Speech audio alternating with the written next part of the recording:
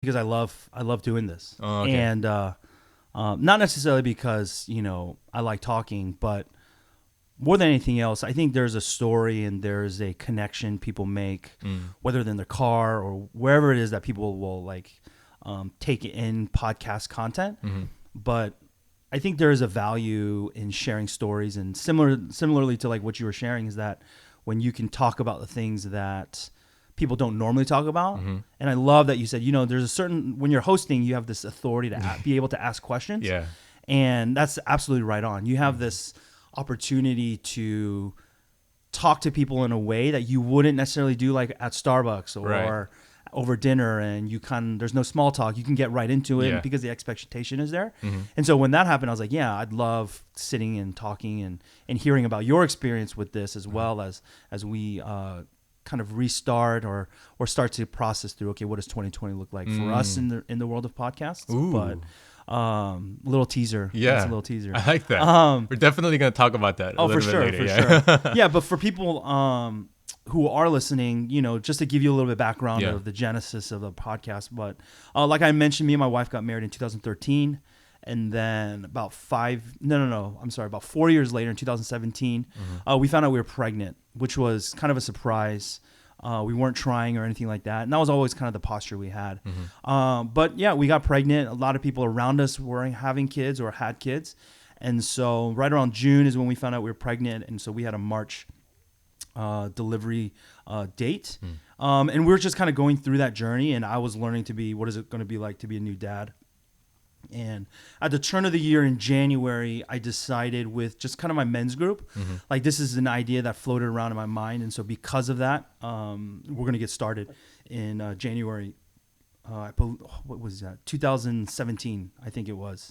If I'm wrong with the years, you can listen to it and get a more precise. Yeah, yeah. But it was a January. And so we went out, we bought all the equipment, put the mics together and got it ready.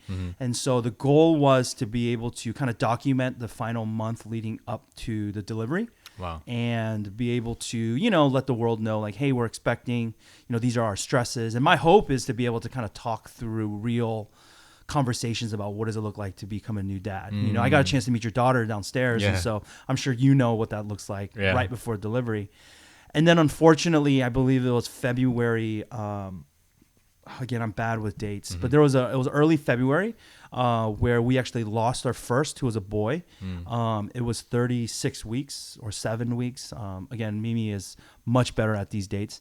But yeah, basically what I tell people, like in the last 2 minutes, like the 2-minute drill, unfortunately we had lost. And so had a stillbirth. And what that means is our son had died in the womb.